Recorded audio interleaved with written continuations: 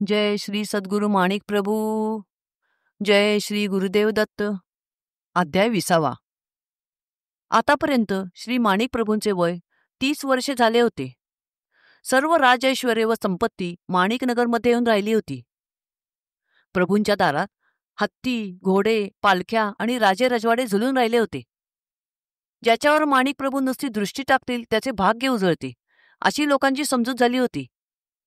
असे असले तरी प्रभूंचा साधेपणा व फकिरीबाणा कायम होता. प्रसिद्धी व ऐश्वर्यामुळे त्यांच्या वृत्तीत काहीही फरक पडला नव्हता. त्यांची वागणूक नेहमीसारखीच दयाळू, नम्र व लोकांची काळजी घेणारी राहिली. प्रभू धर्मशास्त्र पारंगत होते. त्यांना वेदांचे तसेच अनेक धर्मांचे सखोल ज्ञान होते. अनेक भाषांवर त्यांचे प्रभुत्व होते. संस्कृत, कानडी, तेलंगी, उर्दू, फारसी, हिंदी, मराठी इत्यादी भाषा त्यांना अस्खलित येत होत्या. मुसलमान धर्मावर वादविवाद करताना ते प्रमाणादाखल अरबी आयातमधून उदाहरण देत असत. या सर्व धर्मांचा आणि भाषांचा अभ्यास त्यांनी केव्हा व कोठे केला हे कोणालाही माहीत नव्हते.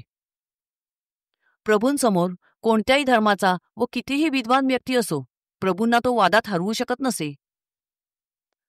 प्रभूंजवळ अगणित द्रव्य कोठून येते हे कोणालाच कळत नव्हते, पण येणारे सर्व धन गरजूंच्या मदतीसाठी खर्च होते हे मात्र सर्वांनाच दिसत होते.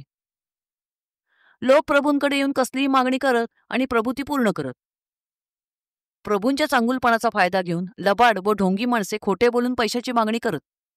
कोणी असे केले की प्रभूंना अंतर्ज्ञानाने ते तात्काळ समजत असे, पण वरकरणी तसे न दाखवता प्रभू अशांची मागणी पुरी करत असत.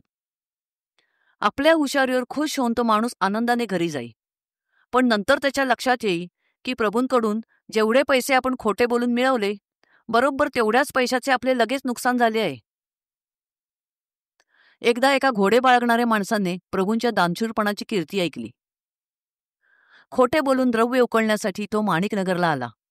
तेथे आल्यावर त्याने आपला घोडा जवळपास लपवून ठेवला. बरोबरच्या माणसाला त्याच्यावर देखरेख करायला सांगून तो प्रभू दर्शनाला आला. तो प्रभूंना म्हणाला, महाराज, माझा घोडा अचानक मेला. नवीन घोडा घ्यायला पैसे नसल्यामुळे मला व माझ्या कुटुंबाला उपाशी राहावे लागत आहे. तेव्हा घोडा विकत घेण्यासाठी मला पैसे हवे आहेत. प्रभूंना अंतर्ज्ञानाने लगेच कळले की हा खोटे बोलतोय, पण त्यांनी तसे काहीही न दाखवता घोडा मेल्याबद्दल हळहळ व्यक्त केली आणि घोडा विकत घेण्याएवढी रक्कम त्याला दिली. घोडेवाल्याला आपल्या बुद्धिकौशल्याचा अभिमान वाटला. पैसे घेऊन मोठ्या आनंदाने तो परत निघाला. इकडे घोडेवाल्याचा लपवलेला घोडा अचानक मरण पावला. देखरेखीला ठेवलेल्या माणसाने प्रभू दरबारात येऊन भर दरबारात घोडा मेल्याचे वृत्त दिले. घोडेवाल्याचे पिंग सर्वांसमोर उघडे पडल्याने तो खजील झाला. त्याच्या लबाडीचा काहीच उपयोग झाला नाही. अशा तऱ्हेने प्रभूंसमोर कोणाचीही लबाडी चालत नसे. माणिकनगर संस्थानात नौबत झडण्याची प्रथा सुरू होण्यास पुढील कारण घडले. प्रभू माणिकनगरमध्ये वास्तव्याला आले. पहिल्याच गणेश चतुर्थीच्या दिवशी एका गृहस्थाने गणपतीची लहान पण अत्यंत सुंदर मूर्ती प्रभूंपुढे ठेवली. त्याने प्रभूंना विनंती केली की आज गणेश चतुर्थीच्या दिवशी या मूर्तीची गुरुदरबारात स्थापना व्हावी आणि उत्सव व्हावा, अशी माझी इच्छा आहे. अतिशय सुंदर बनवलेली ती गणपतीची मूर्ती पाहून प्रभू खुश झाले. ते म्हणाले, जसा गणपती आमच्याकडे चालून आला तसा त्याने टंका व चौघडा आणविला तर मोठा उत्सव करण्यात येईल. या गोष्टीला 1-2 तास होऊन गेल्यानंतर पूर्ववेशीजवळ चौघडा वाजू लागला. कल्याणचे चौघडेवाले काही दिवस प्रभूंची सेवा करण्यासाठी आले होते. आपण आल्याची वर्दी म्हणून ते चौघडा वाजवत होते. अशा तऱ्हेने चौघडा स्वतः चालून येताच प्रभूंच्या परवानगीने हनुमंतदादांनी गणपती उत्सवाची सर्व तजवीज केली. नंतर गणपतीची स्थापना झाली. 4-5 महिन्यांनंतर चौघडेवाले कल्याणला परत गेले आणि चौघडा बंद करण्याची वेळ आली. त्याचवेळी अक्कलकोट संस्थानचे कारभारी दाजीसाहेब भोसले प्रभू दर्शनाला आले होते. ते म्हणाले, मी चौघड्याच्या खर्चासाठी अक्कलकोट संस्थानातून दरमहा 30 रुपये देण्याची व्यवस्था करवतो. चौघडा चालू ठेवा. मग अक्कलकोट संस्थानच्या खर्चातून चौघडा 3-4 वर्षे चालला, पण दाजीसाहेब भोसल्यांनी अक्कलकोट संस्थान सोडल्यावर चौघड्यासाठी खर्च मिळणे बंद झाले. मग प्रभू दरबाराकडून तो कायम सुरू राहिला. अशा तऱ्हेने माणिकनगर संस्थानात चौघड्याची प्रथा पडली. अक्कलकोट संस्थानला काही समस्या निर्माण झाल्या होत्या.